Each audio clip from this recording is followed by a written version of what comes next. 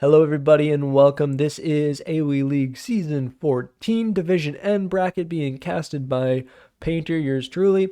And today we have a match between GuruDeBurdel and InkMeBaby69. You can see the match behind you, but as always, I would like to introduce the players with the little player card to give you a little personality for each of the players. So let's head over to that and check it out. So we've got GuruDeBurdel.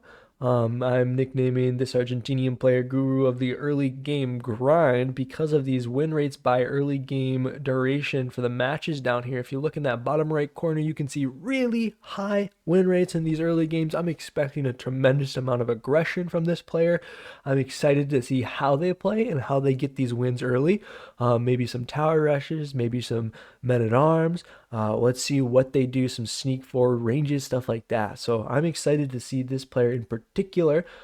Asked about their favorite they're not their favorite civ, but their favorite unique unit, or any unit for that matter, and they said hand cannons. So a little bit strange, I think, are counterintuitive to maybe their early game pressure. That might follow it up with some hand cannons.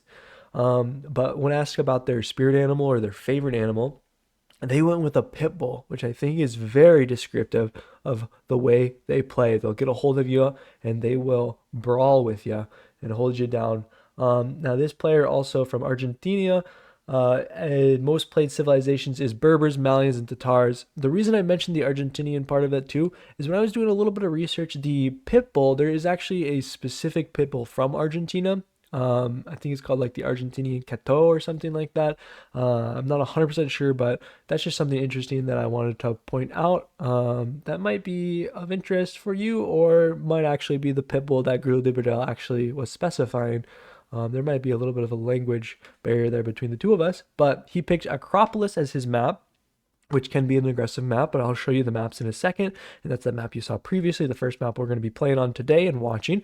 But for the Civ, he does not like to play against the Hindustanis, which is a very good boom sim. As we all know, they get that discount on villagers throughout the ages that increases, and it makes production of villagers and booming very seamless. So that might be telling for why he wants to end games early and why he doesn't like that civilization.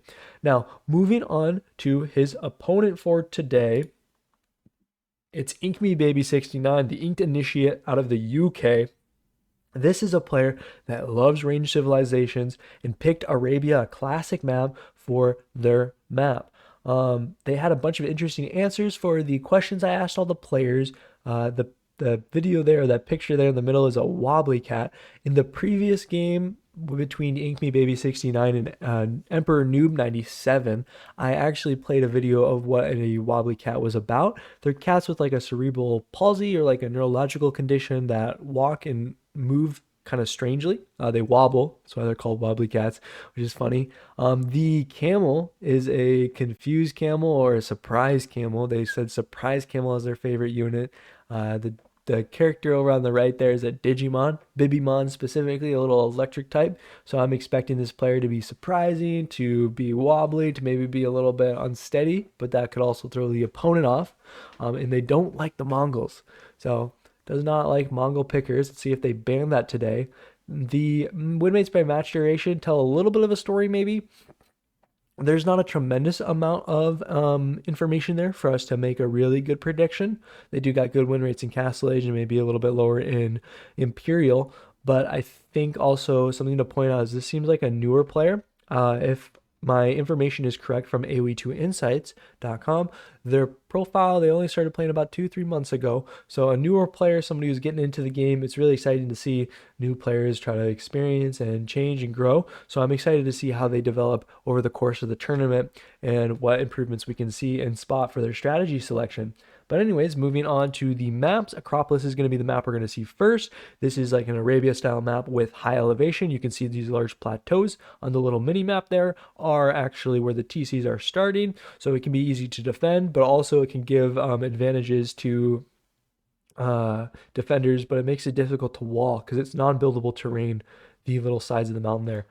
The wood is actually pretty sparse up there, so you're going to probably have to develop and expand down into the valleys, which are easier for your opponents to target. I'm expecting some interesting games. I think it's a little bit more strategic than a typical Arabia map, which can end with feudal age and castle age aggression.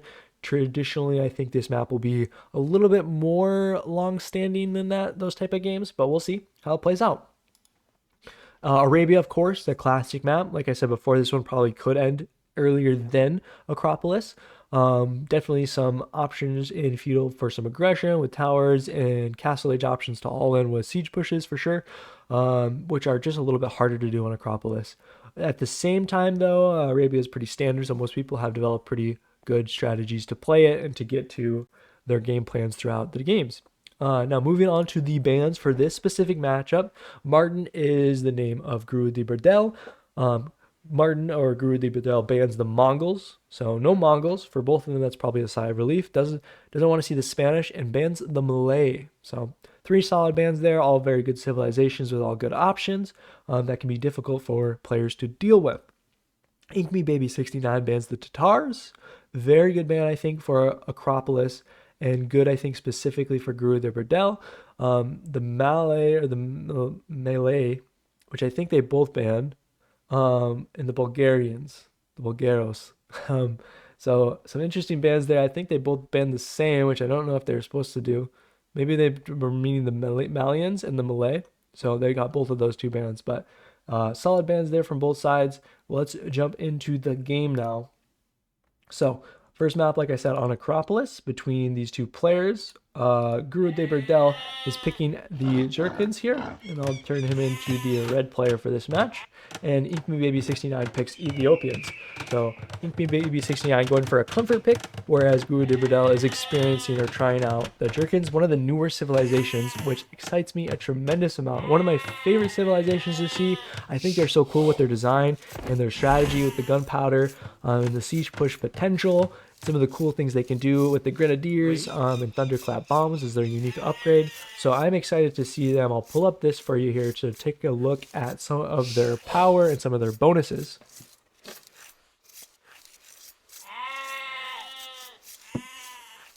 So you could see some Step Lancers maybe. Scouts is definitely a great opening and can be really challenging on this map to play against, since you likely want to expand to the woodlines down at the valleys there. But you could also wall up in your base. It's just a little bit difficult because you can see, especially on generations like this, you'll have to go all the way around because this is all non-buildable terrain. The slope is, at least.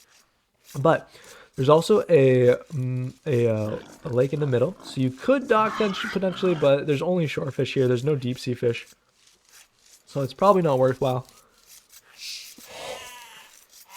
And then we look at the starting location for InkMeBaby69.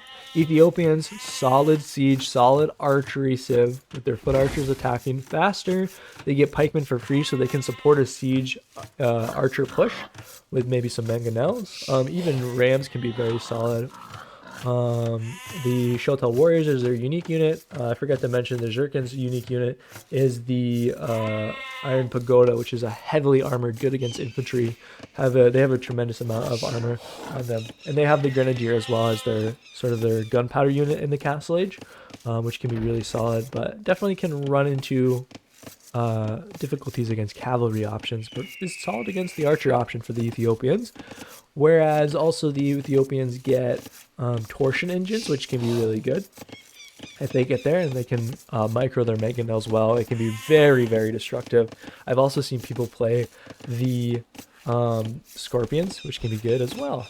So interestingly enough, both of them have really good options for siege. I think the Jerkins pretty much have a fully upgraded siege as well. They obviously are lacking the unique upgrade that the Ethiopians get with the torsion engines, but they make up for it with their thunderclap bombs, which makes those rocket carts explode and produce more projectiles for more damage. So can be really good as well. We might see siege from both of them, which would be pretty exciting. But as for that, we'll also see if GuruDeBurdel goes for that early game aggression that I was expecting out of him for this game in particular. Both of them getting housed on the exact same timer, but InkMeBaby69 getting the house up quicker. So some idle TC time out of both of them, but Baby69 gets ahead. in the production in here. Oh, actually, he never queued another villager. So even though he made the right decision to make the house faster, he didn't actually queue up a villager. Now take a look at this. So produces the barracks before lumber camp, skips the lumber camp, and you can see down here, the Ethiopian player has built the lumber camp here, and it's being scouted really early on. So I'm expecting that men-at-arms, that militia early on to be sent to here to cause some disruption. We'll see how that goes. Also, look at this mineral deposit here. Very interesting, tight spawn. If he walls all of this in, he has everything he needs. So we'll see if that plays out there.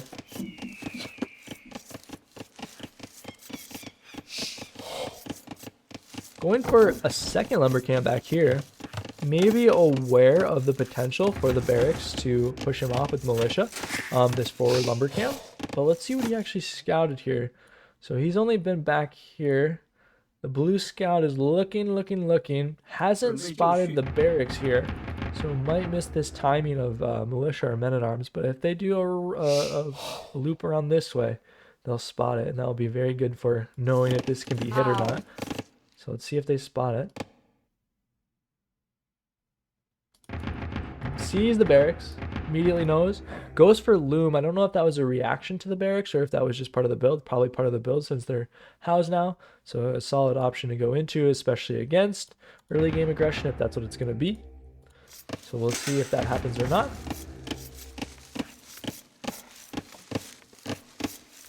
And feudal has been clicked for the Ethiopian player. So we'll see what they'll go into.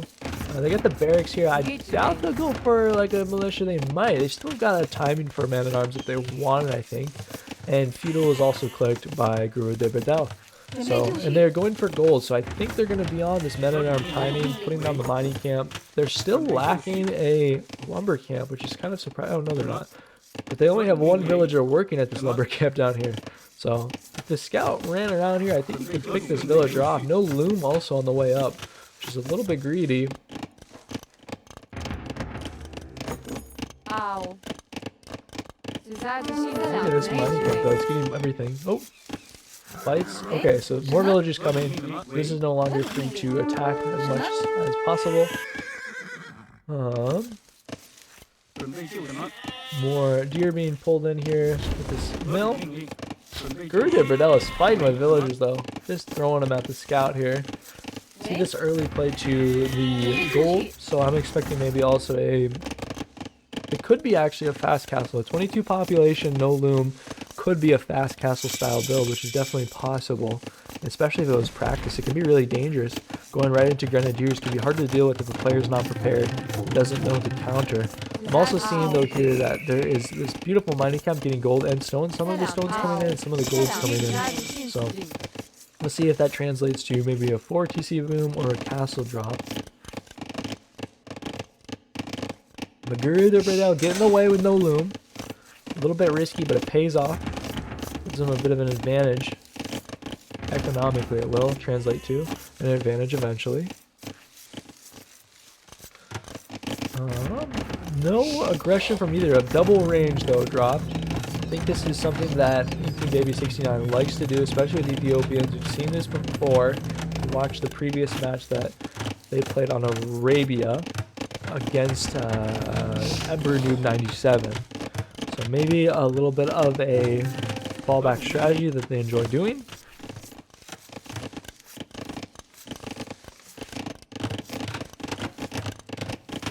I will say their crossbow micro from that game was very good. So it's something to watch out for. They definitely can utilize crossbow pretty well and are good at controlling them. So a bit dangerous for GuruDeBurdel. And I don't see any options yet, like any defensive military options. So this is a bit scary maybe. And I do think it's this fast castle style approach. Interesting enough on stone as well, but with 2 villagers versus the 1 of the Ethiopian player.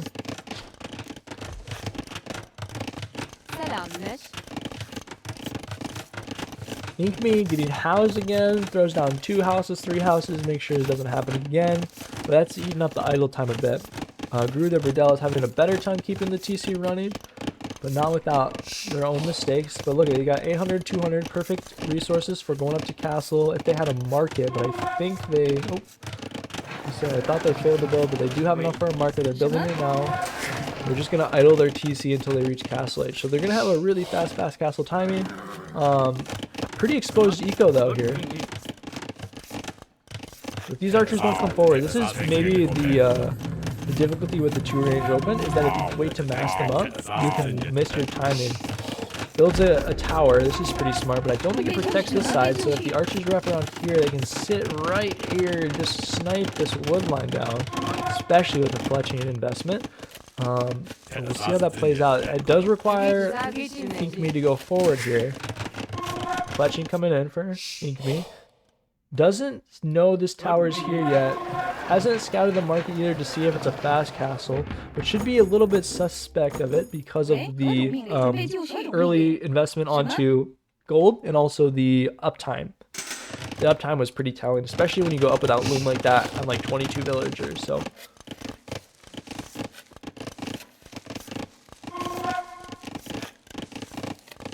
this army going forward. 7 archers, 3 spears. Definitely enough to fight off anything. Another tower though. This is good. Covers everything. But they can sneak maybe right here. They're going to run into the towers right away. Pushes Burdel off of the wood for a second. But everything's pretty safe. The only thing that's open and exposed right now is these villages here. But the farms are pretty safe. Stable being built. So probably going to produce knights immediately. I don't think they actually have knights. I think they have a different unit if I'm not mistaken. Yeah, no knights. They get the step lancers though. So the step lancers could be solid. The spears are pretty decent. I do think step lancers are decent against spears though. If you micro, I think you can beat them without taking any damage. It's a bit difficult to do. But they're definitely better than knights, I think, against spears if used properly. So, market coming up from InkMe, realizing that it's a fast castle. Castle age clicked and reached by GuruDeBurdel. Let's see what the follow-up is. So, goes for stable, goes for siege workshop. Still has 6 villagers on stone, so he's going to probably go for a forward castle drop. This could be really aggressive, really fast, which is what we were expecting to see from Guru. More archers, though, could definitely deny a stable, or not a stable, a castle drop forward, rather. And there's 7 here, 6 in the back here. Or 5 with more spears following up. Just committing to more army. But also going to make it to castle age with a pretty sizable, massive army. So I think this is really good adaptation by InkMeBaby. So clicks castle, yep, very good. Well done there, not to get too far behind in the timings. But we still are waiting to see what's being produced for GuruDeBurdel. Goes for a rocket cart. Now let's see how far forward this is going to go.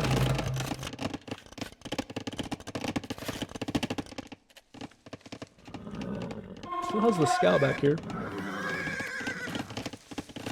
So I don't know how aware Guru is of how much army there is on the other side of the map here. I'd like to switch my view.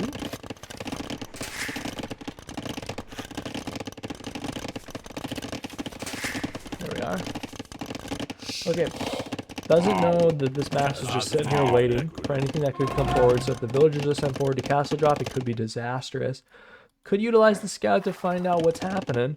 There's still also a mass here to defend, so even if Guru manages to sneak his villagers maybe around the side here and tries to castle drop, there's an army here to try to stop that. And then InkMeBaby's going to reach castle age, likely have the resources to go for a crossbow timing, and then can pressure. But might run into siege pressure here. Fire Lancers was the option as well. So decent selection there. The Fire Lancers can be pretty good against the Spearmen. And then the rocket carts might run into it. We'll see how this plays out though. They're going to find each other here in a second. They see each other? Yeah, they see each other. Goes forward. Immediately kills all the spears in that pile. Scorpion goes for it. Now InkMeBaby needs to run. They're going to get destroyed here. Rocket Guards are so good against these groups. I think they're a little bit better than Mangonels against units. Not maybe against other Siege, but they're really good against units because they get that last bit of fire that comes out. Like the projectiles shoot sporadically, like one after the other, I guess.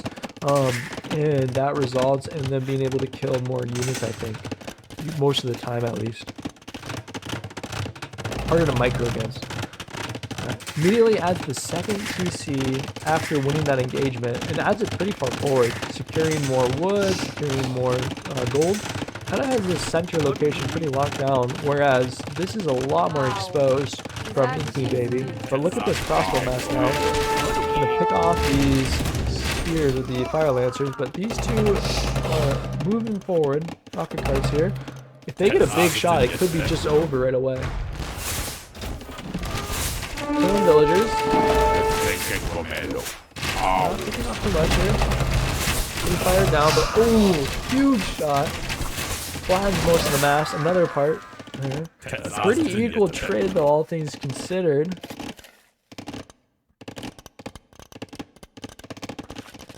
So it loses one villager. But the second TC has been added way earlier. Enough stone to get a castle.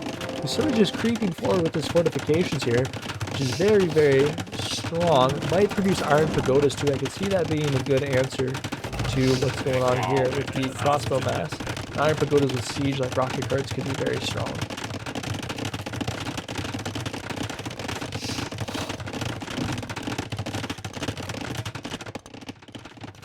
Scout's still chilling. Second TC, or that's the university rather, gonna go down, so ballistic's probably gonna come in for InkMeBaby. This is still pretty exposed. I can see this being a target for sure.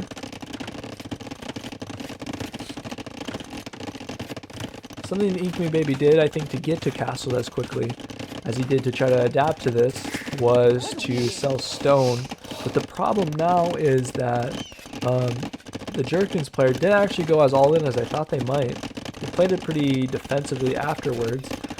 Got their ego upgrades, got the TCs added, just used the castle to build a defensive position that's difficult to push into. So now they've got this kind of forward position down here, a lot of access to wood long term. And we'll see how that plays out. Meanwhile, Ethiopians massing more crossbows, which is going to be a good game plan, but losing or slowly getting behind on the eco advantage there. So 51 to 38 villagers and 2 TCs is going to outproduce.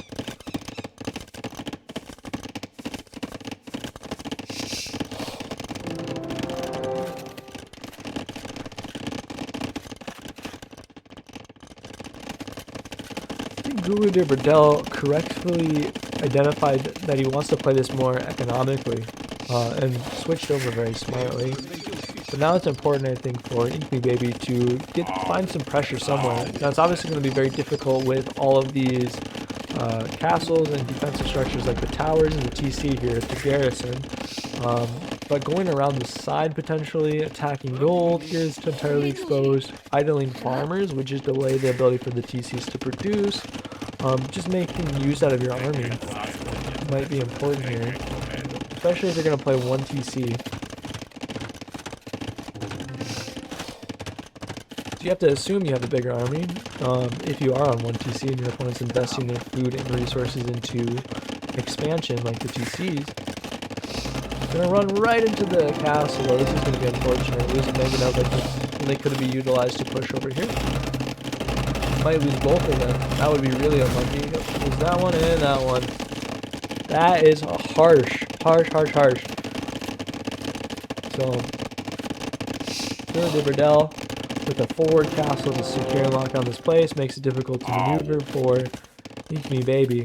Definitely could have used those mangonels somewhere else, but that's how it goes sometimes. And the third TC coming down to defend the weakness that he had. This is always good, identifying where you're weakest and then trying to find a way to make it less weak, right? Strengthen that position. A good timing also for the wheelbarrow. So I think this economic approach is being played very well, keeping the TC running relatively well, especially when compared to the one TC of InkMeBaby. Mangonel being added, 2 Mangonels, so let's see where these are going to be sent to this time. Heavy Pile being added, which is a bit greedy, but probably gets away with it, given the state of the game. Going for the Horse Armor as well, Scale Barding Armor, which might indicate a Iron Pagoda switch. But I think the Iron Pagodas aren't the greatest against crossbow. If I had to guess, I'm pretty sure they're good against melee attacks. Yep. I guess they are good against ranged soldiers. They probably have a decent Pierce Armor. I'm not sure how much. I hope he produces one. You can see Pierce Armor stats on the Iron Pagoda.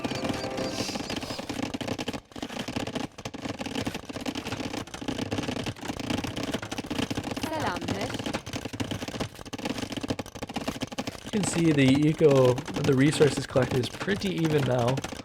But if I have to suspect, I think Guru is going to start pulling ahead now more and more aggressively with this eco difference starting to really add up. You can see, since it's so even for a while, for about, I would say, a good 15 minutes, maybe 10 minutes, the one TC player actually has the advantage. So you need to utilize that window where you have a bigger army for sure. You can even see 33 to 4, but essentially these units are not being used at all until now. So they're being maneuvered now around the outside. Definitely could find some damage here. Could idle, if you get in here, you could idle some of these farms, pick off villagers, especially with ballistics. You only need about 8 or 9 crossbowmen. I think it's only 8 with Ethiopians because they fire faster, so they can pick them off even quicker to kill villagers. So just sniping villagers, putting pressure, idling TCs and farms and resources to stop this the resource collected lead from growing. Maybe InkMeBaby was worried about the aggression that Guru would provide, because he does have a lot of early game aggression, at least it seems so from his win rates. That could have been something that the player expected with some research, and GuruDeBurdel just decided to play it really passive and sort of skirt or play around the expectations that his opponent might have of his own play. Both doing defensive castles pretty similarly positioned. So right here and right here. Good option, but look at the crossbowmen. They're in location here. They can definitely cause some problems, especially if they spot all the villagers going forward, and they do, and they're sitting on the foundation. He realizes, yep, he's gonna pick off so many villagers here. This is really good. This is what having an army on the map does for you. It requires these rocket curves to start rolling to stop this.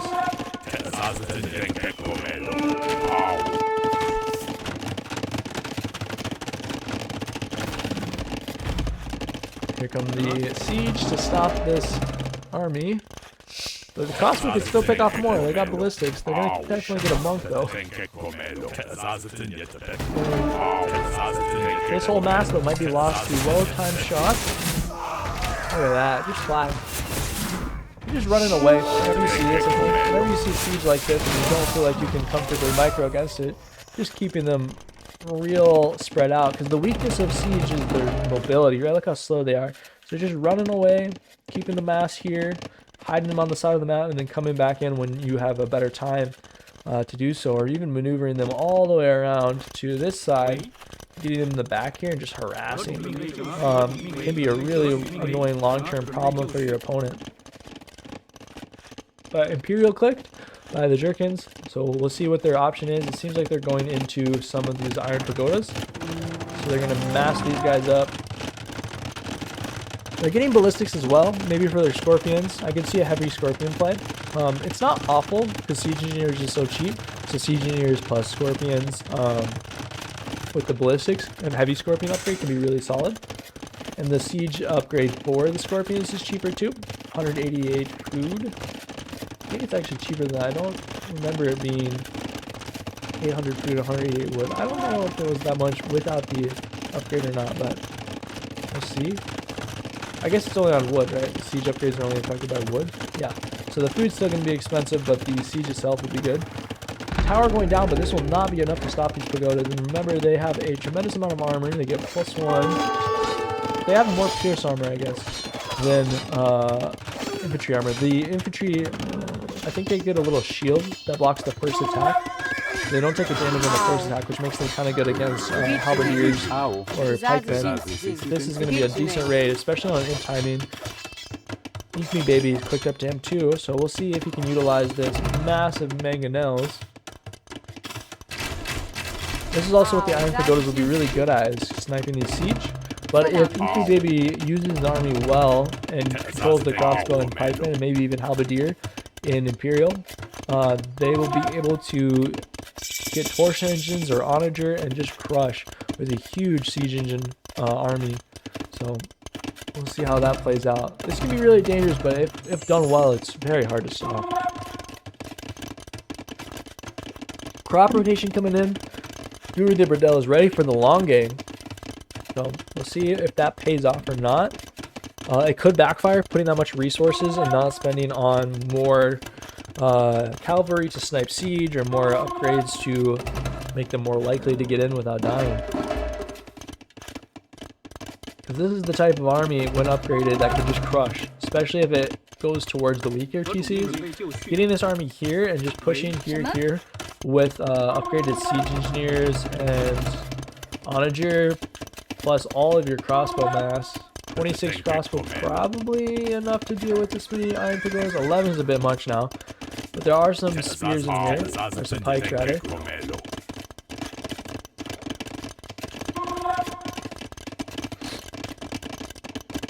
Imperial on the way, goes for gold shaft mining to fund all the gold units.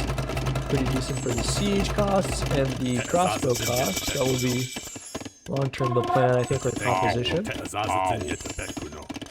Both are building up their army, but you can see what the 3 TC does for the Jurkins. It's just an incredible amount of resources collected now, an incredible amount of villagers, which is going to be able to fund this army. So even if this is lost, it can probably be built up again immediately.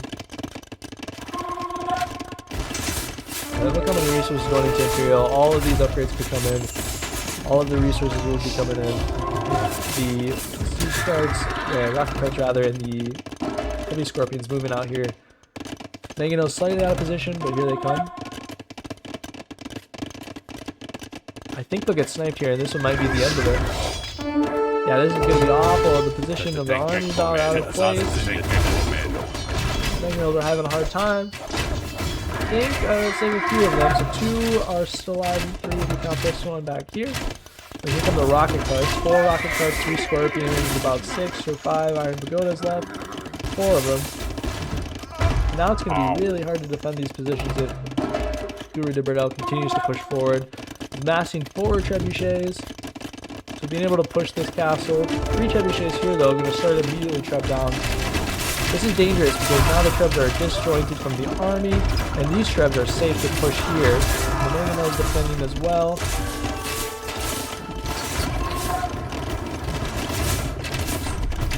Rocket carts are exposed though. Here come the Iron Pagodas to try to defend them. And if this is lost, no more Iron Pagodas, right? Besides, I guess you have this one, but Pagodas do well to defend here though. They're very tanky, very strong. Almost like a cavalier. Castle's gonna go down though. Even though GuruDeBurdel has more trebuchets, 5 to be exact, these 3 trebuchets did work, and now they can start to pressure here. See how that translates. So many resources from GuruDeBurdel, he might just be overwhelmed by how many resources he's pulling in. Definitely needs to up the production. Goes for another castle, so maybe trying to produce more pagodas. I can see him adding stables, or more siege workshops, anything to just spend more resources, because right now he's got a tremendous amount, but they're not exactly useful at this moment.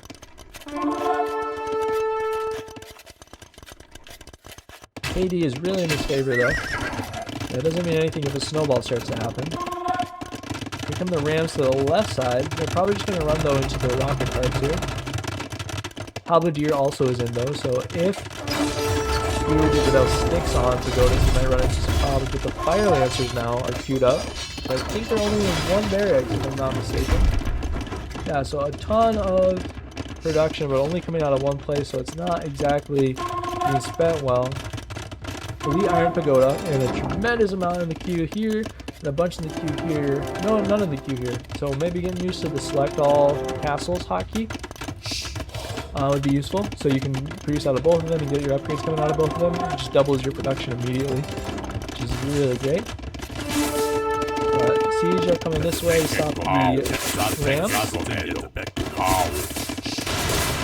Eco upgrades. Siege ram or cap ram just missed up the timing there. Still producing them over here. Might be useful.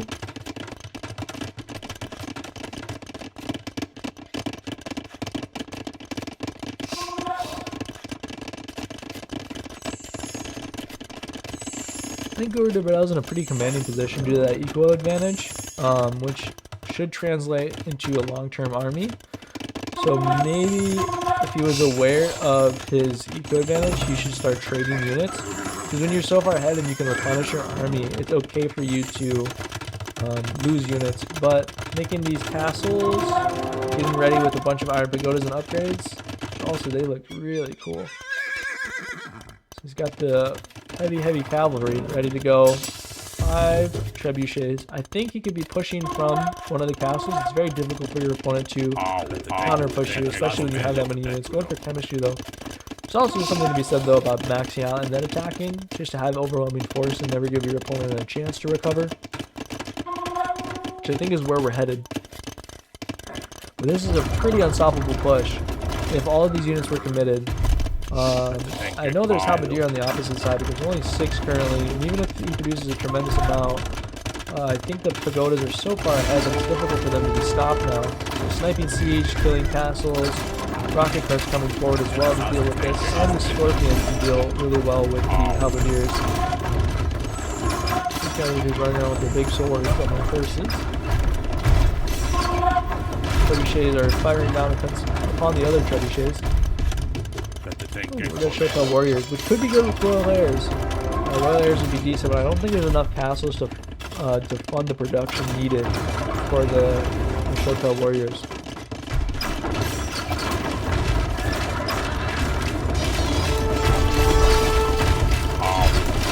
Here comes the big fight. The Pagodas are rushing in with the Fire Lancers off to the side. The Fire Lancers will be decently against the Halberdiers. The Pagodas will too. They've got a good amount of armor. Then we have the 3+ melee armor. They're also negating the first attack from the halberdiers. They can take a bit more before they actually start taking bonus damage. But even with that, there's just a good amount of them. They're so healthy and tanky, and they do such a good job. 140 health each of them, and they're just going to run over InkMeBaby69's position. So yeah, a decent game. I think InkMeBaby expected more aggression, as did I, from GuruDeBurdel, but he kind of tricked all of us and went for a boom approach after getting a fast castle going, secured his position, really made sure that he had everything he wanted before he was going to attack. And you can see the KD kind of tells the story, just was always in solid control of the game. The eco boom too was crazy. It's not a bad problem to have where you can't find a way to spend all your resources. It's suffering from success for sure there. So first game goes to GuruDeBurdel. Solid game plan. It was on his map, and we'll see how Arabia plays out. So let's jump on over to that one.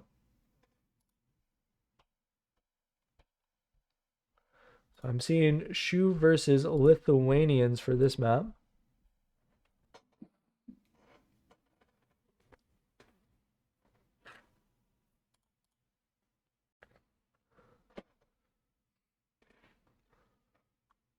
So here we are, second game of this series.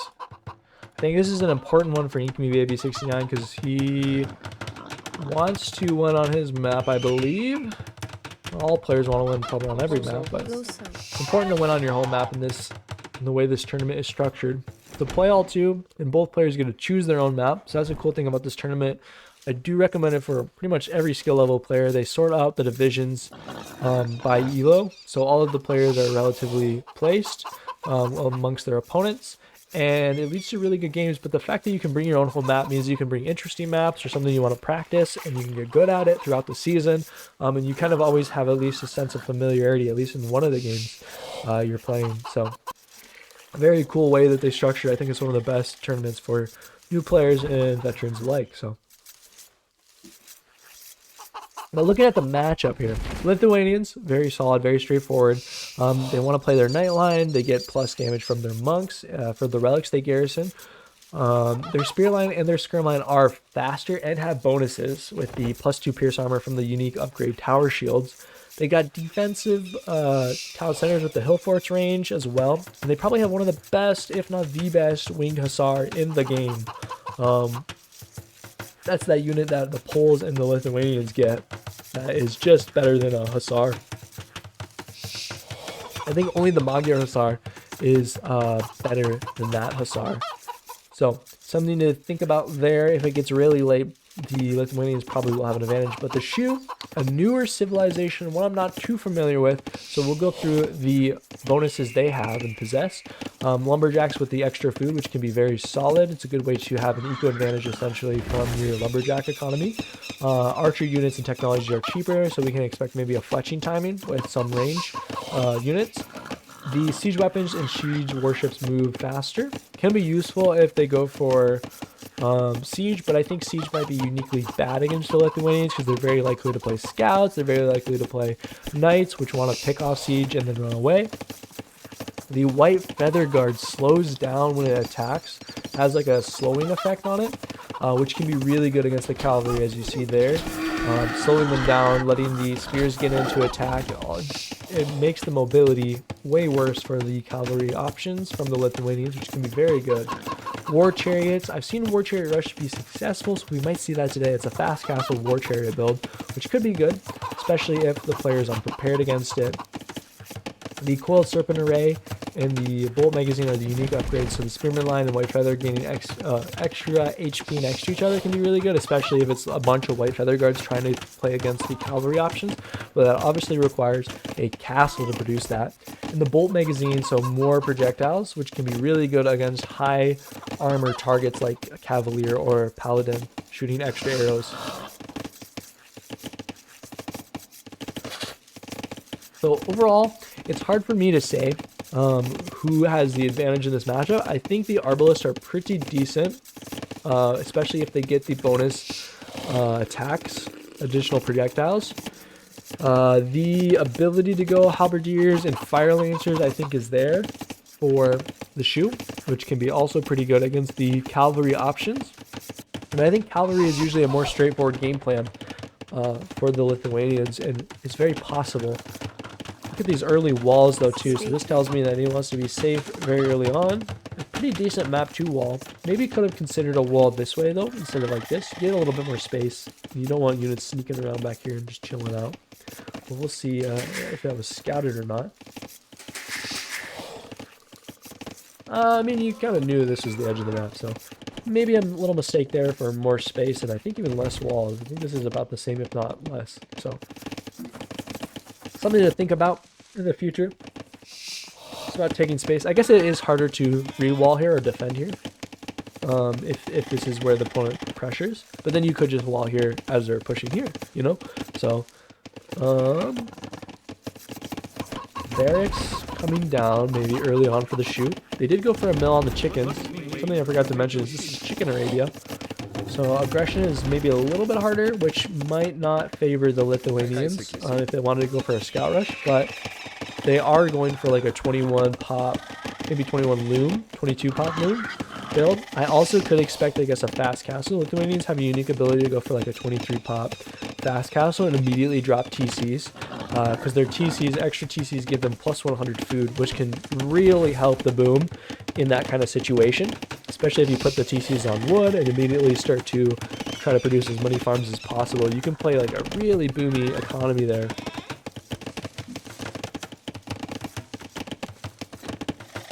Which, if the last game is any indication of how he will play this game, might be exactly what he goes for. So, I mean, it's 23 and still no click up, no loom yet as well.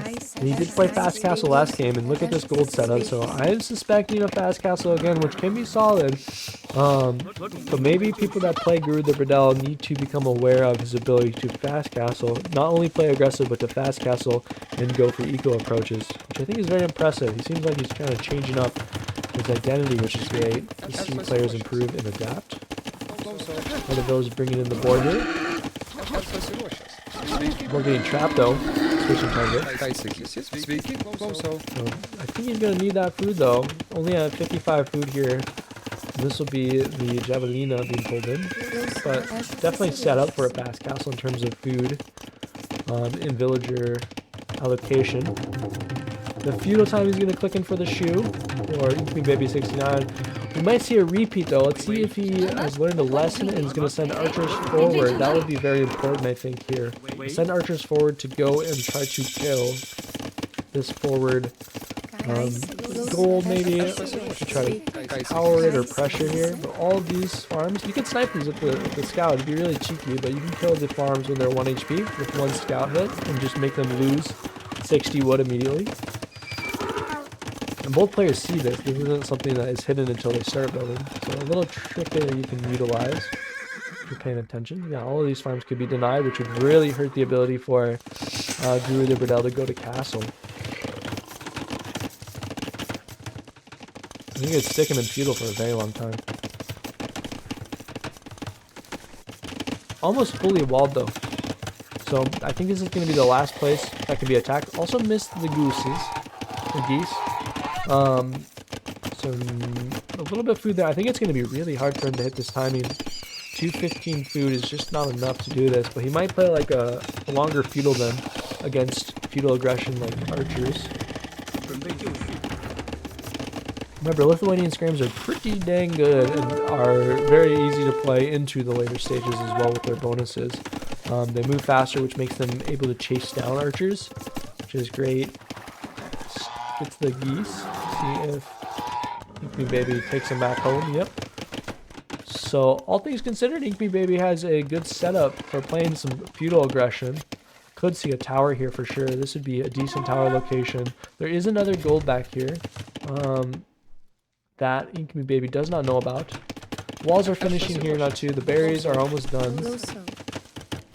500 food, not quite enough to go up. So not exactly the tightest fast castle build if that was the intention. Missed the geese in the back too. I think that was part of the problem here. I mean, that's 200 food there and the 200 food here. 400 food would definitely have made enough for a fast castle build if that was discovered. So maybe some scouting issues there.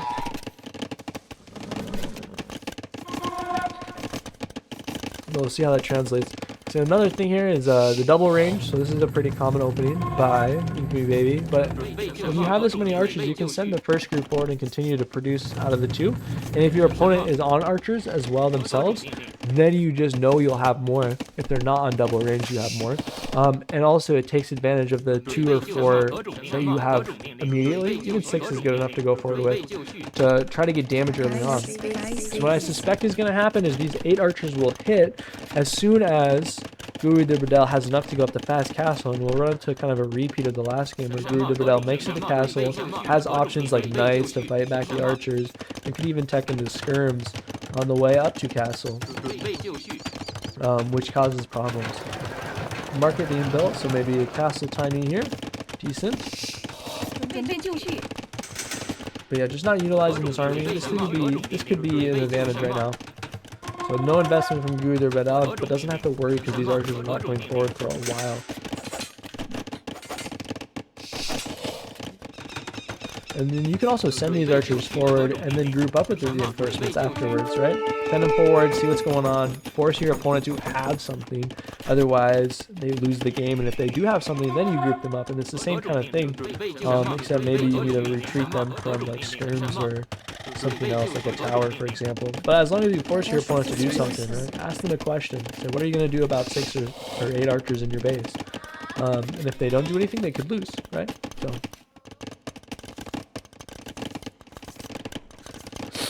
But yep, this is not going to hit, and this is going to go to castle, which then knights will be an option, and it's really hard for feudal archers to deal with knights. So I'm expecting the knight play.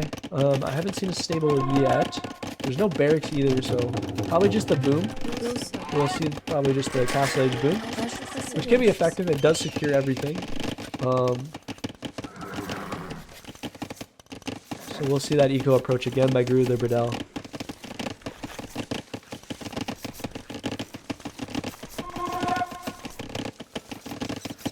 Runs through the base, gets a lot of information. Sees where the gold units are, or the gold rather is the resources. Sees what's being produced. I don't know if GuruDeBurdel realized that it's going to be a double range build here. Nope, hasn't scouted the range, hasn't scouted the blacksmith. But archers are coming forward now. But it's already a castle timing, so the timing's already too late. These might be able to get in, but then they'll run into the TC here. So also choosing to attack the gold might be useful, especially if you can deny them the ability to go for knights. But siege is going to be the defensive option, which also requires gold, right? So denying the gold would be useful here, but there's still gold back here. So a little bit fortunate that the gold was inside the walls here. Could be a different story if it was outside, if the walls were forward here or here. But there's definitely the ability to deny this gold. And here comes the Mangonel to defend. PCs are dropped to defend too, which is decent. Right on the stone, right on the wood and the gold here. So everything is really tightly packed in here, but it's very safe, which is solid. Moves the gold villagers away. That's heads up proactive play. And just going to defend with Mangonels. So probably will just garrison these builds. Might lose one. Decent castle age timing though from InkMeBaby.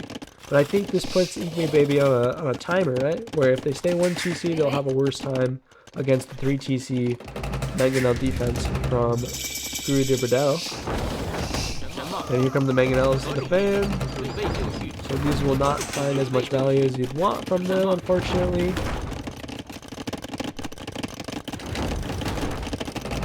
Let's see how that plays out.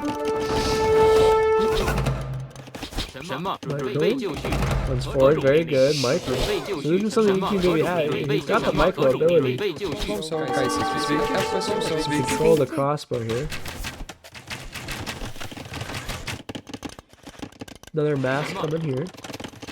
But eventually this will be difficult to play against. And all the while, the TCs are running.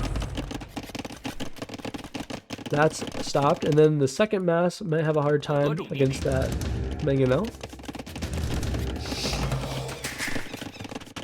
Investment in the Expo army, a siege as well. I guess siege forward with the crossbow could be really good.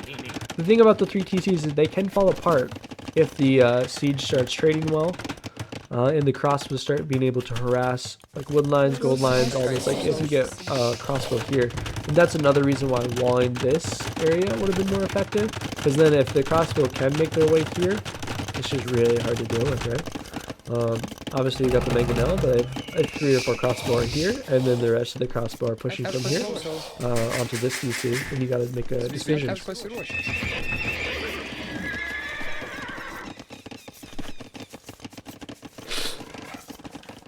But still, it's only 1 TC versus 3 TCs, so remember that like 10-minute, 15 window that I was talking about in the first game. You're seeing it happen here too, where InkMeBaby was ahead and is ahead for probably the next couple of minutes, and has more army to invest in and to attack with, but this is a window that will slowly close, so it requires you to take advantage of this tempo and this timing, which can be more difficult. There's probably a defender's advantage, I would say, in this game, mostly because your Mangonels will produce closer to the fight. So if you lose this and you lose this Mangonel, the red Mangonel, the reinforcements will get to the fight faster if this is where the fight's taking place, right?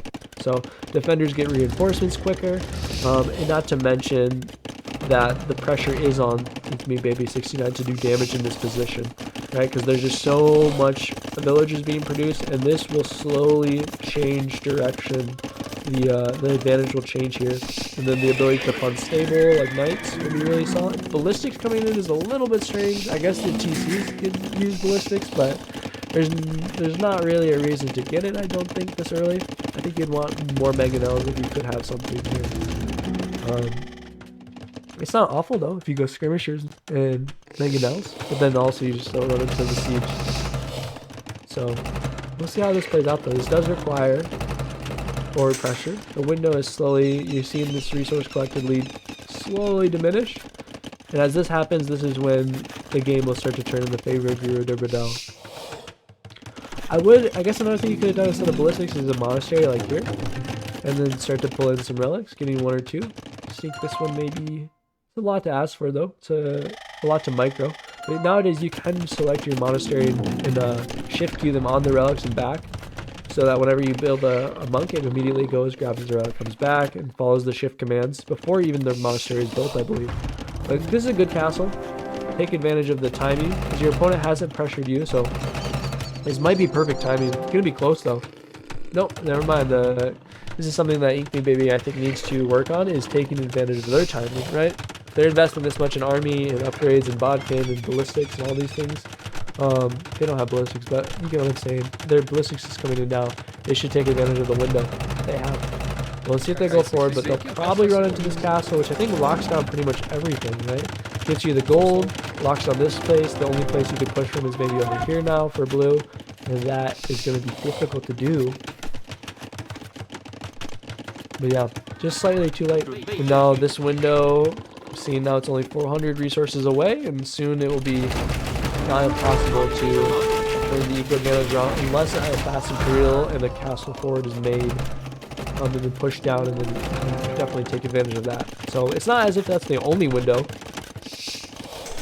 or the game is over once somebody matches resources with you but has more villagers. That's not what I'm trying to say. But there's definitely a window of advantage that is being not utilized. Going to stone, this is good. This is what I'm talking about. If you go for a fast Imperial with 1 TC and you support it with crossbow into Imperial, could be very, very powerful. So, forward castle, shred down this castle, control this gold. Leaves them with 1 gold left, which is slowly running out over here, right? We've only got a few left here. 22 there, 300 here, and then 800 there. That won't be enough for knights long term, especially against arbs if Bracer comes in as well in timing. And you definitely got the resources to do it. Selling the stone, having a market, putting more on gold, less crossbow for now, just because you know you're very likely to have more army than your opponent if they haven't invested in knight at this point yet, and they're investing in 3 TCs, so they need at least 16 of these farms, or 6, 12, 18 farms to 6 for each TC, for these TCs to keep running, and the rest does not leave them enough for knights. You need about 8 farms for the knights, right? So 8 farms for the knights, 16 farms for the villagers, leave them about 1 stable to produce out of, which you can definitely beat with your crossbow mass right now, especially if they're forward, right? 20 crossbow kill these knights if they try to come forward. So once again, this is just about timing, about momentum, about initiative, advantage. All of these words, they all kind of mean the same thing essentially. You control this hill. This is your hill. Imperial, perfect. This is beautiful. Well done, well done. Identify what you need. Goes for Imperial. Has 4 on stone, so we'll have this castle timing. You keep massing up your crossbow and holding this position. I could see this falling apart very quickly for GuruDeBurdel. So we'll see if that happens. This gold is the last gold. Identifies that he uses the Imperial H2, so that's solid. If that wasn't happening, then I think it'd be entirely lost. But you can still see that this gold is going to be at the limit. This is the last gold that's going to be here. And if this castle is pressure, this gold could entirely unravel, and the whole position could fall apart very quickly with the Bracer Arbalest timing. There's no monastery yet, so no relics, no plus freed tax. I like to think about that like a forging and then a blast furnace upgrade. Like, it's a very solid upgrade in terms of resources just by bringing in 1 relic. Not to mention the relics help you long term. Castle, not a bad position. I think this would be better, but it would require a lot of forward aggression. You delete the castle. See where you go with it. Everything though should go forward here to defend. This might be really bad. It's the lightest catch. Yep, good castle position. Solid, solid, solid. But I think this needs to be forward, even though it means that the lightest can counterattack. This is where, like, a monastery in defense, all of your crossbow forward would be really solid. And the monastery also does double duty, because denying the relics long term can deny Lithuanians advantages. So castle going down. This is a really good timing. Maybe a few more villagers just to make sure you hit exactly on the Imperial, and then you start producing trench right away. Lithuanians do lack bobbard cannon, which is one of their... Oh, no, they have it. What are they missing then? Very good save, I guess. But the shoe definitely will lack bobbard cannon.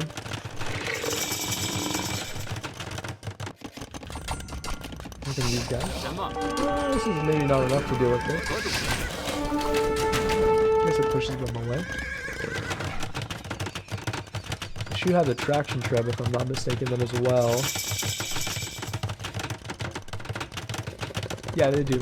So building the castle, producing trebs right away, and then building the traction trebs, you could have a way more siege immediately available. Chemistry coming in, this is always really good when you hit Imperial. If you're a bombard cannon civ or you're a civ that wants to use your range units, going for chemistry very early on. Arbalest is really good, but the most important upgrade for the range units is always going to be Bracer. Because Bracer gives you extra range, it gives you extra attack, it's cheaper than Arbalest, and it affects your castles, it affects your skirmishers, it affects your TCs to stop raids. So it's just the more encompassing upgrade. This is also why chemistry is like an important upgrade compared to Arbalest. Like Arbalest is good if you have the resources, don't get me wrong, but I think you would want to prioritize the upgrades that affect the most and are cheapest, which includes chemistry, which includes Bracer. They immediately affect multiple units and can be effective for your siege, for your castles, your TCs, like I said earlier. So just probably the more important upgrade, just to say it that way, I guess. Latest, Elite Latest, or Lightus, or Lakai, or whatever how you pronounce the multiple packs of Lightus. Coming in, Bracer, coming in very good, very important upgrade at this stage. The White Feather Guard are actually really good options to have to defend your Arbalest pack. This is dangerous though. You have the high ground position, so if you lose this castle, it may be really, really bad. Identifying that this is your most important thing to defend is probably important here. Getting trebs out would be important too. Could sacrifice the mangonels though to push back this, but I suspect you're going to see kind of a repeat of game 1 now, where the economy advantage is so far ahead for GuruDeBurdel that even though I think InkMeBaby has an advantage here, an undeniable advantage of having a ton of Expo, or Arbalest rather, they're going to just lose the position slowly to a bunch of pressure, counter pressure.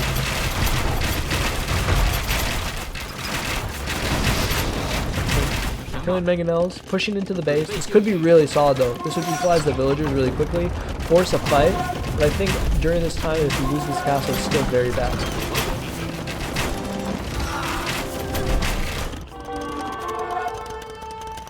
And then a lot of this army is not being utilized to its fullest potential. Cavalier coming in though. I think splitting your upgrades like this might be bad. You want to probably commit to either Elite Lattice or to Cavalier, but obviously you only have one castle, so maybe you identify that you need both. But just committing to Elite Lattice out of the castle and then I guess could be good, but committing to skirmishers would be good. But this is the favorite unit of GuruDeBurdel, so respect them for going for it, even though it's not the greatest against ours. Here comes the traction treb. These can be really good in mass. They're probably worse than a treb straight up, but they have the potential to be very solid in the mass. So like the ability to build 3 siege workshops or 2 siege workshops in the castle forward, produce trebuchets out of the castle, and then the 2 siege workshops produce traction trebs, means that you have like a timing advantage. If they go for chemistry and try to produce bomber cannons and you have the forward castle, like you did, then you can kill their castle and potentially win the game there. But this requires a focus on timing.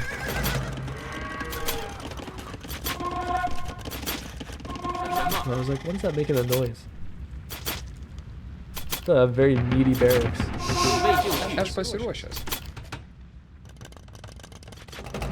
Not a unit here though, could be utilized.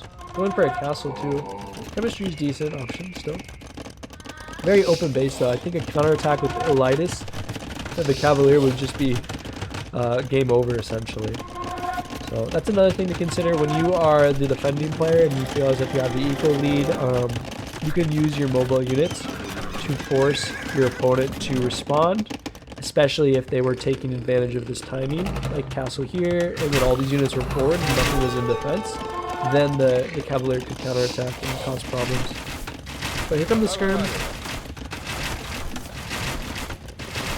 I guess the hand cannons work well against the feather guard, which could be a problem long term. But these skirms will do really good.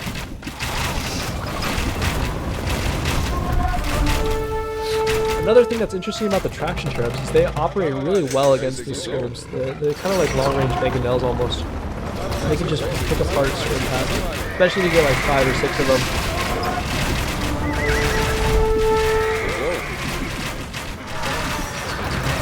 Uses all the cavalry. This is very solid.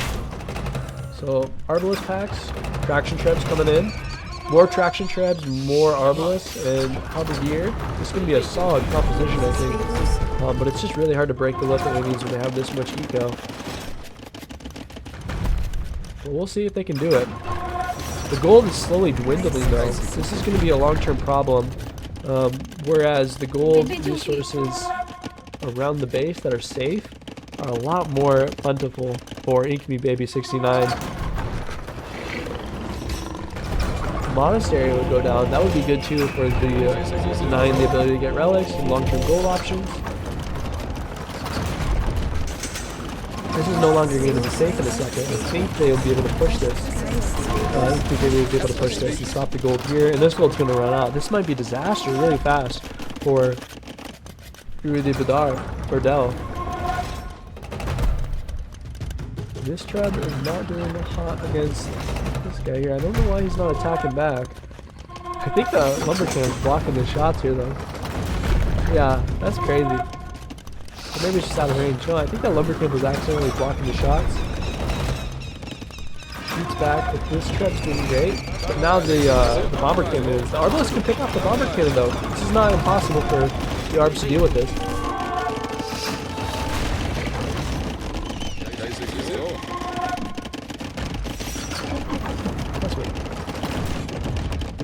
But if they push this back, oh, but now this Skirm pack is here though. This is where having a bunch of traction trebs and shooting into it, and maybe even siege options would be really solid, like Mega Mill hit. Sorry, my allergies are acting up. 2 bomber cannons now. This is really difficult. This is when it gets very hard. The Lithuanians are just gonna full steam ahead. Even though they're lacking gold, they have everything they need, which is enough skirms to stop the push, and also any gold they do get trickling in is going to be utilized too on bombard cannons. And here goes the entire army trying to run forward, maybe to pick off the bombard cannons here. Still not great.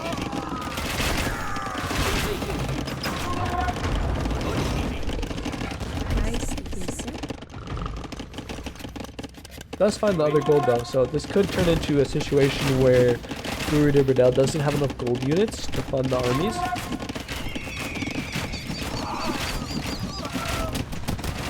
But this matchup does require a lot of foresight for the Shu player, because avoiding the skirms that are already faster and stronger essentially from the Lithuanians with their unique upgrade and their bonus, because they are faster, and they also could go for tower shields, which just makes them really, really good against Arbalest. Requires a lot of investment, I think, in the siege, and a lot of micro of that siege. So like a bunch of traction trebs and a bunch of microing with those traction trebs. At the same time, the Lithuanians are more straightforward. They can get the bombard cannons, which do well against the traction trebs, and against Arbalest for that matter. The skirms are easy to throw forward and spend cheaply and easy to build a mass on. And at the same time, the heavy cavalry options like Lightus and Cavalier, and even Paladin potentially, are just great into sniping siege. So it's difficult to stop that from happening.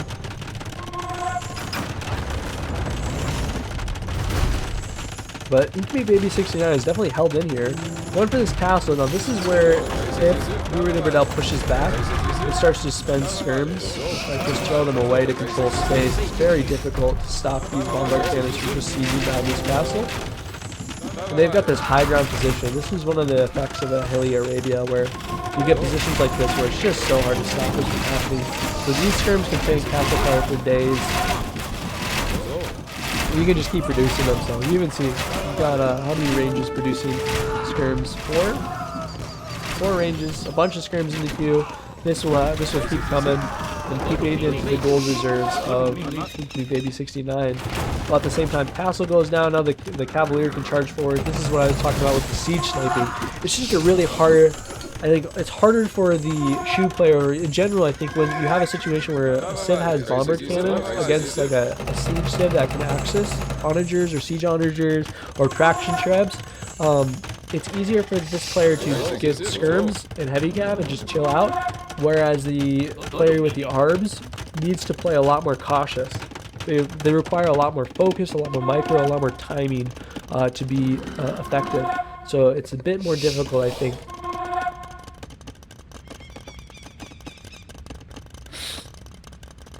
But this is decent. The mangonels are going to definitely fall to the heavy cab option. And the bombards can snipe the mangonels too. Here's a war chariot though, nice.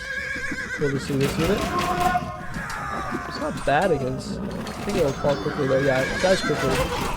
Skirms on the shoe side, not awful by any means, but there's not a great amount of bonuses to make them better than the Lithuanian skirms. There's no unique unit from the Lithuanian skirms, but Lithuanian skirms, if they had the +2 pierce armor, they would never lose to any skirm pretty much in the game. So they're probably one of the best skirms, if not the best skirms. Cavalry going forward. At this point, I think if the bombard cannons come forward and start to hit production buildings, there's no more. Oh, well, that's the GG being called, which makes sense. It's just hard from this position. So, decent games from GuruDeBurdel. I think he kind of played counterintuitively to what I expected from him. I kind of called him an early game grinder, like an early game player, like a berserker, I guess you could say, or a pitbull even.